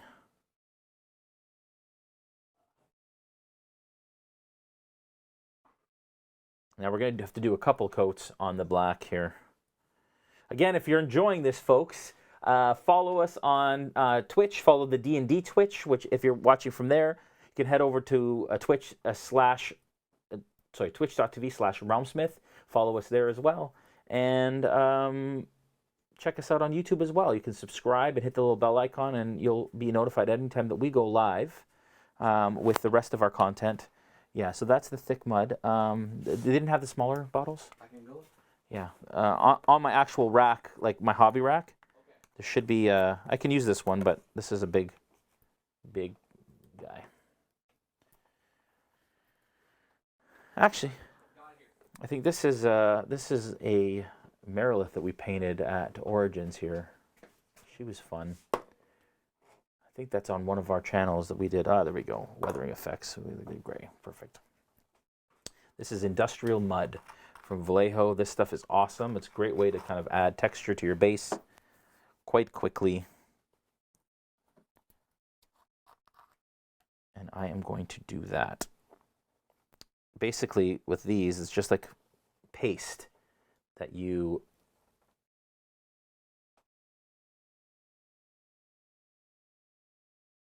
paint onto your base. Now I'm going to make sure that as I'm doing this, careful with the black that I just did, and basically you're stippling it. You want to be able to stipple it because you want that texture to kind of stick through or stand out, I guess. And the way it's going to do that is if you're stippling this on there. And then once that's dry, and this will take some time to dry, this base, obviously. Once this is dry, then we will add a wash to it, and that'll really bring that texture out. But I'm just basically going to stipple this texture on. How long do these thick textures take to dry? That's a good question. I'd leave at least an hour or more, maybe a couple hours. They dry fairly quick for what they are, I guess. But and then what I'll end up doing, we won't be able to do it during the episode, but what I'll end up doing is then I'll paint the edge of it black. I may actually even paint the entirety of the texture. This is quite light if the wash doesn't quite work. It's pretty easy to kind of, once this is completely dry, and it dries really hard, almost like a cement sort of, or like a wall cement or a paste.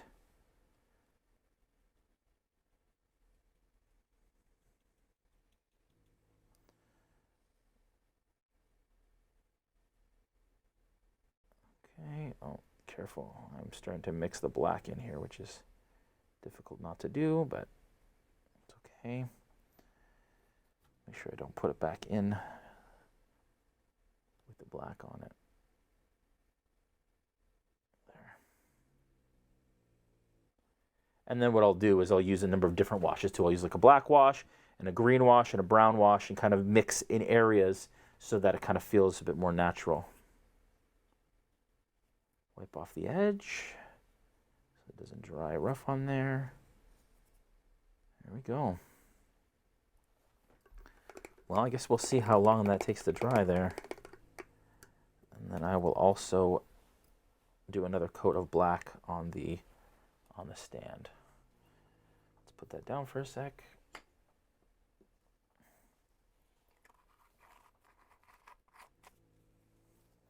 But that gloss just really, so just give it a little bit of a We'll go around again here, folks, just so you can see. Give it a bit of a turn so you can see the final result. Man, that's incredible. Thanks, man. Zoom in and you can see really what that... I got a little bit of the blood, I think, on the eye, but that looks cool. Oh, I forgot to do veins. Like dead veins in the eyes. That is something I definitely want to do. And it's not too late, too. I could definitely paint those in. I'm going to do that, actually. But you can see that gloss, that's not wet paint in the mouth. That's just the gloss varnish doing what it's supposed to do. For the veins, I think I'm going to use a dark flesh tone because I want them to be really bloodshot, but I am going to add a bit of water to it.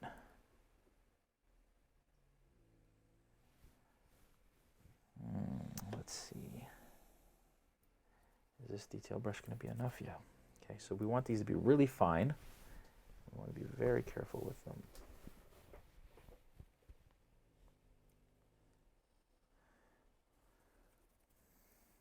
Now, I have all this paste on the base, so we got to just be careful.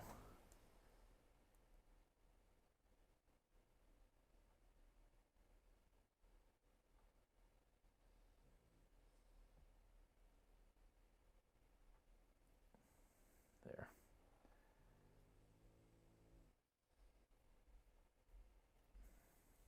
All right.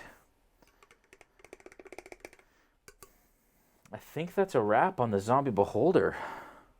Nice. I don't think there's much else that we can do while this base is drying here. Let me just think here, make sure that I've got all the pieces done. I think we're good, folks. All right.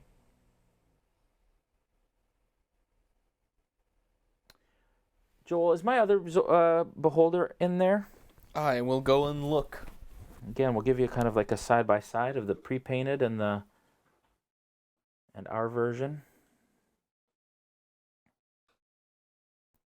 Again, you can take your pre-painted and do some of the techniques that we did here to bring it kind of to a different look and feel, different level.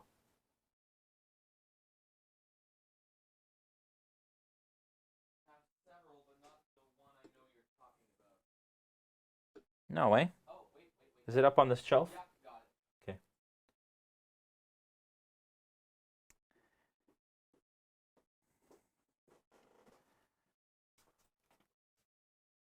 Here we go. Oh, part of the glue gun messed up. The drool. I could do like, you can see how this one's quite a bit bigger. And the drool obviously broke here, but I could do some glue gun drool on this guy too, if I wanted to. That would be really cool, actually. Maybe I'll do that after the fact. I'll take pictures of this, folks, too, when it's done. We'll be posting photos. But so for this one here, the intention for this beholder was to make it look a lot like the one on the front of the monster manual, where you have the firelight coming from a staff that's here, and then you have the lightning kind of behind it.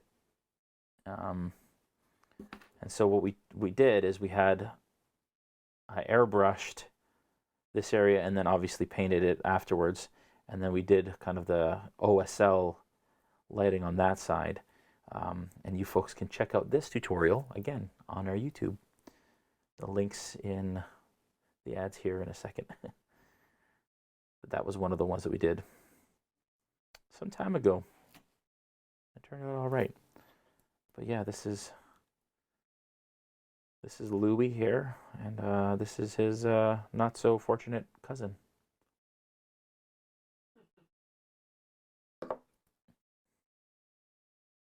Very cool. This is actually drying a lot quicker than I thought. I wonder if I put this fan on it, maybe it'll...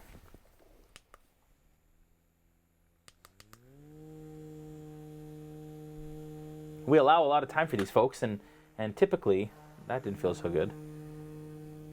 typically we fill the time with painting, but this guy went actually quite quickly. Yeah, he did really go quickly.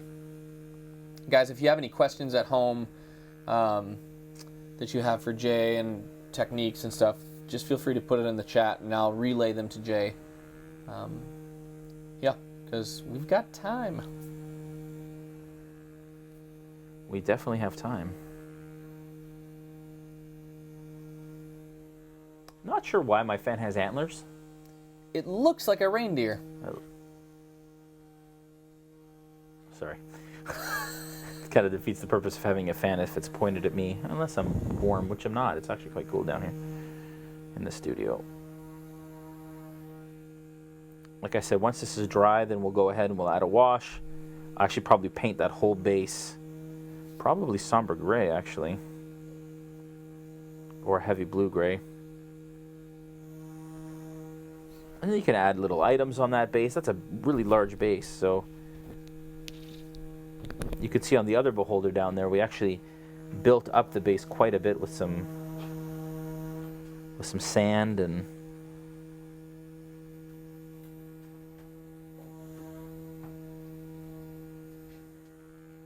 anybody want to see our Kickstarter video again? Does anyone want to see our Kickstarter video again? Show of hands. Show of hands. No responses thus far. Okay.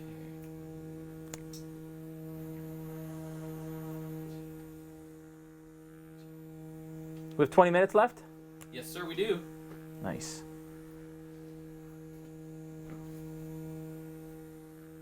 What's the next trade show you're going to be painting at, says Paolo Ep. Next paint show. Next trade show is probably going to be PAX Unplugged. PAX Unplugged. In December.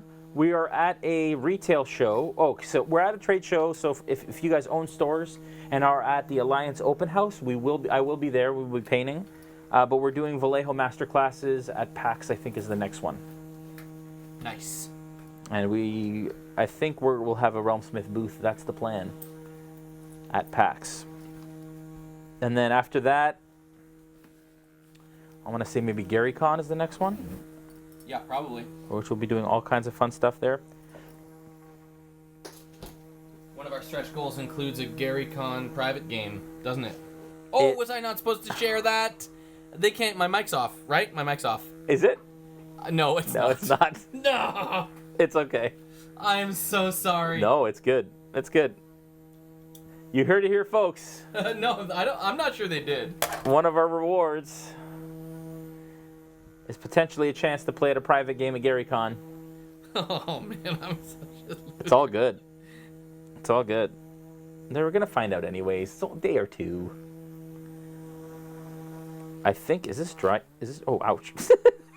Totally just took my finger off. Out, I did it again. It's almost dry. It's not quite dry yet. All right. Oh, Joel, our messy production office and studio. No, it's the paints. I mean, yeah, look, it's beautiful. there's paints. Yeah. Joel just likes to be on camera. So. I do. But I'm also like, so close to that beholder.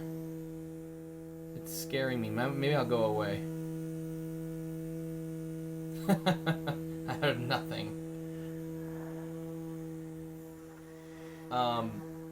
Turambar28 says, well done, sir. Could you consider indexing VODs, so videos on demand, because you go quickly? Yeah, so they're all on our YouTube page. They're all on our YouTube page. I think we're missing the last one or two of the Frost Giant, but they are on the ow! Keep doing that. They are on the D&D YouTube page.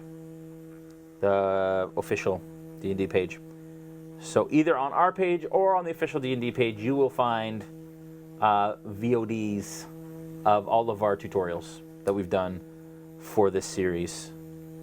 Naroon asks, what mini are you going to paint next? Oh, good question, Naroon. Naroon's on top of it. You know what? This is actually probably dry enough that I could probably paint over it. Probably. I'm going to take a chance and do it. Next mini next week is going to be the Bullet. Ooh. Bullet. I've also almost been killed by a bullet before. You were almost killed by. Though There aren't many creatures that you haven't almost been killed by. Well, Joel. as in most of the creatures I've encountered, I've almost died at the hands of. Yes, that's exactly what I meant. Yeah. That is the truth. Phoenix 14783 says, "Do you have plans yet to do a Twitch tutorial on the young white dragon? A white tutorial would be appreciated by us peasants." Yes, that is a plan. In fact, so we just got the shipment of all of the Wave 9 minis from WizKids. The bullet is one of them. So we had said that we wanted to do the bullet next week. Just because it's a popular, famous D&D mini. Everyone loves the bullet. But if you guys would rather see the young white dragon, we can do that instead. In fact, we could take a vote right now if you wanted to. A vote. And find out if you guys want to do the bullet or the young white dragon instead. So the way we're going to do this vote, folks, is in the chat. Just put bullet or YWD or Young White Dragon in the chat. Or just dragon. Sorry, Young White Dragon, right? Yeah, I said or just dragon. Oh, okay, or just dragon. So bullet or dragon in the chat, and then we're gonna take the vote. And we'll do that. Woohoo! 2 dragons so far, Jay. Okay. No bullet yet. 3 dragons. Yeah, I figured it would go this way. Yeah. What is it called? Dungeons and Dragons or something? Oh, we got a bullet. Okay. 3-1. It's not outside the realm of possibilities that people vote for. Oh, 3-2. Oh. What do we do in case of a tie? They're surprised, I guess. Yes. Then I choose. Exactly. People have enjoyed our dragon tutorials. We did 4. Yep. The Frost Giant's still my favorite, though. Yeah, me too. It's crazy. We just really took our time on him. Paulo Sapep says double length and do them both in case of a tie. So basically a 4-hour stream? Yeah, exactly. Oh man. The answer is no to that. The answer is no. I might die. Mind you, at shows I paint for 6 hours a day, usually, if not more. All right, so I have painted the base, which looks kind of yucky now, just because it's kind of gray. But I painted that with heavy blue gray, somber gray, and I'm just gonna let that dry. Once that's dry, we will add a black wash to it. I might do the edge of it black, depending on how I feel, and then add maybe like a couple grass tufts, or I could even add, I don't know, there's a ton of things I can add there. I do wish we built it up a little bit with some sand or something. I can still do that, actually. I can still put some PVA glue, sprinkle some sand over it, and then paint it if I wanted to. But I don't want to take away from the actual beholder itself, which is kind of the intention. Sometimes people spend a lot of time on their bases, and then it ends up detracting from the actual mini itself, which I like to kind of like focus on the mini. Paulo Sapep says, do you plan on being at Origins again next year? Of course. Yes. Absolutely. Origins is one of our must-do shows. Yep. On a yearly Dragons basis. 4-2 bullet. 4-2? Yep. Okay. So by the end of the show, whatever you guys decide is what we're going to be doing. 10 minutes left. 10 minutes to go. And what else do you guys want us to be doing? Like, obviously, painting is the thing, and we're going to continue to do that. But is there anything else? Any other techniques? I've had some requests for dry brushing. Sorry, not dry brushing, airbrushing techniques. We could do some of that. Again, repaints of existing pre-painted minis is another request that we've gotten. Is there anything else you guys would like us to cover, or specific techniques or anything like that? Palos says, I know it's not your area per se, but have you heard if Wave 9 is in retail stores yet? I don't know if it's in retail. I have them, but I don't know if they're in retail yet. I think they are. I'm pretty sure they've shipped already. I'm sure other people in the chat would have an answer to that. Yep. Perhaps. Good answer, actually. Somebody asked about the White Dragon, so I'm assuming... Because the young White Dragon was part of Wave 9. Okay. In fact, I think I have it upstairs. Joel, if you want to grab the bullet and the young White Dragon, they're in the D&D box. Upstairs? Yep. While we finish this, I keep catching my fingers on this fan.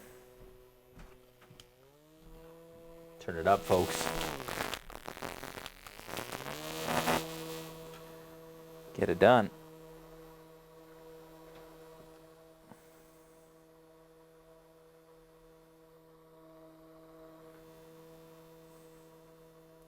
It's getting there, it's getting there.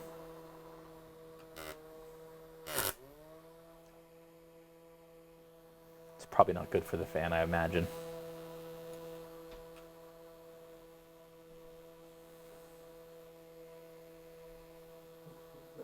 Again, you can follow us on all the socials, Facebook, Twitter, and Instagram at /RealmSmithTV or at RealmSmithTV.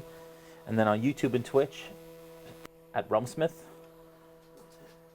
Again, we want to thank Vallejo for the paints, of course, and WizKids for the minis, and D&D for the incredible opportunity of hosting our shows on their channel for all you fine folks.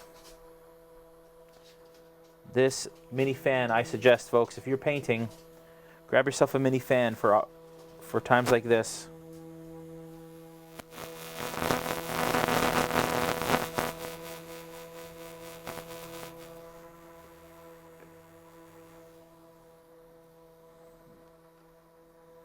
Make sure that you tune in tomorrow night for live D&D with RealmSmith. That's Order of Dragonsbane. It'll be 7:30 Eastern Time, PM, of course. It would be silly to play at 7:30 in the morning.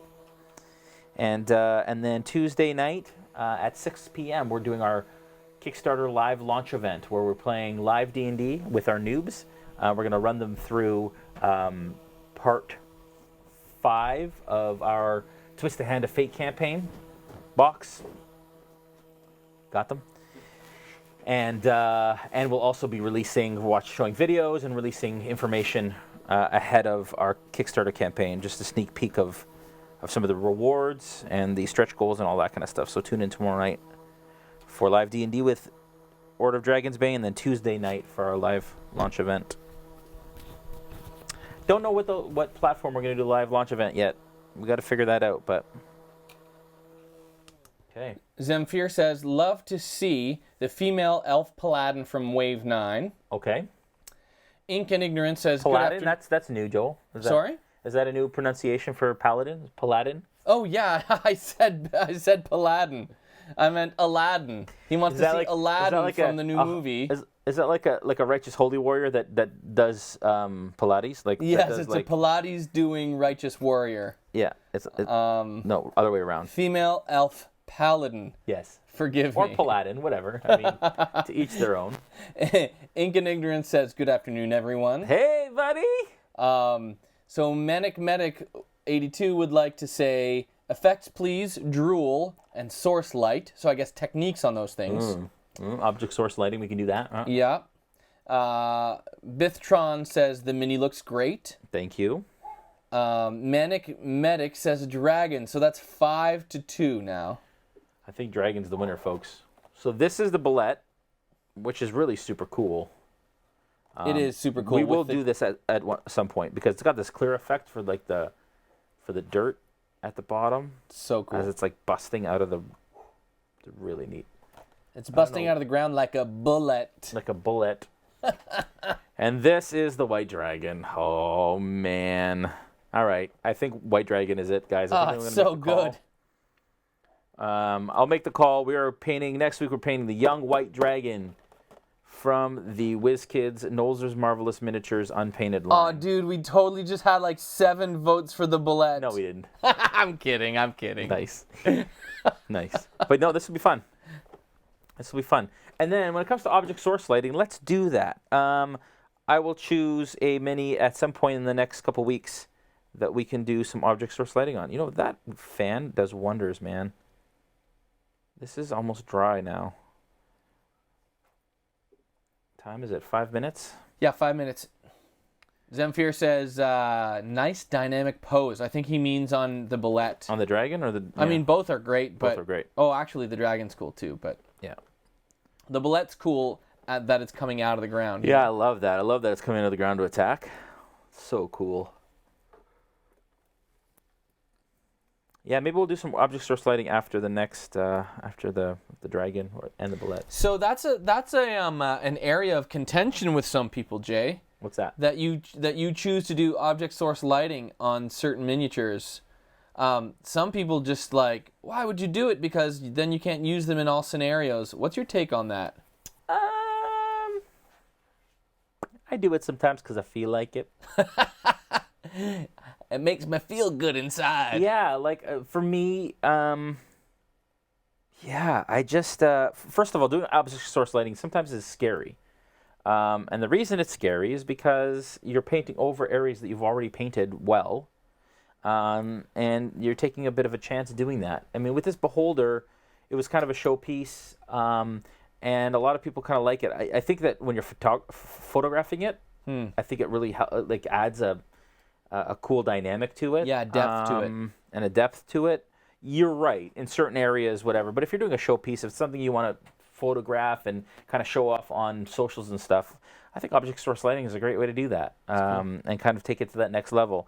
But again, you know, a mini like this looks just fine without any kind of special effects on it. So it really is personal preference, in my opinion. I don't do it on everything. I only do it on certain things. I'll do it on player character mini. So if there's like a torch in their hand or something magical, because that situation, actually, it's a lot safer to do object source lighting on a miniature that is holding the object that is causing that light. Of course. Rather than this, which is something that's off camera. This is, I just wanted to make it look like the Monsters Manual, but if a character's using magic, it's really cool to have that kind of magic reflecting onto their bodies, in my opinion. I would do it all the time if I could, or if I wanted, you know, if I had the time, but it does take more time to do that sort of thing. All right, any last questions just before, because we're 3 minutes out? None yet. Oh, Turimbar28 asks if we can pre-post colors for us by chance. Yes, guys, I apologize. I haven't been doing that. I need to get on that kind of the week ahead of time. Maybe I'll try and do that tomorrow for the White Dragon. I'll post some colors. But make sure, guys, that if you want us to post colors, that you are following us on Instagram and Facebook so that we can post those there and you can see them there, and make sure that you get them so that you guys can follow along and paint with me. Would be fun. I'll try and do that tomorrow for this, for sure. Ink and Ignorance says, "This is what I like to see. What I like to see: source light from a torch. Yeah, I've wanted to play with that. Oh yeah, okay, Yeah. Cool. Yeah, cool. I can definitely do some of that, for sure. Do I have any of that? I don't think you have it. I do. I have one. This isn't a mini that I maybe should be showing on this stream. But anyways, this is one of our player character minis. It's a Hero Forge mini, but I have object source lighting from that lantern. Yes. That is on the ground there. I'll do the zoom. But that lantern there is lit. Is the idea. There's lighting. I don't know All how well you around can and see on that. the back of his All pants. around it, and then it's on the back of his legs. Or of his legs, yeah. And his and pants, his butt. and his backpack or whatever. So that's an example of some object source lighting that you can do fairly easily on a miniature. So we could do something like that. Let's do that. Let's find something that has a torch or some magical effects, and I'll show you folks. Actually, I did object source lighting a little bit on Harshnag. So check out that tutorial, folks, because there is a little bit of that in the magical. He has a magical axe, and there's some that kind of reflects onto certain areas of the axe and so on. So check that out, because there's a little bit of that. Awesome. All right, folks. We have about 30 seconds left, Jay. Okay, 30 seconds. Zombie Beholder went really, really well. Again, you can check us out. Follow us on Twitch at /RealmSmith, and on also follow the D&D Twitch as well. You can catch us on Facebook and Instagram at /RealmSmithTV. You can catch us at RealmSmithTV on Twitter. Make sure that you follow us. Next week, we'll do the White Dragon. Tune in tomorrow night for Order of Dragon's Bane. Tune in on Tuesday for our live Kickstarter launch event. And then next week for the White Dragon. Like I said, you guys have a wonderful week. Here we go.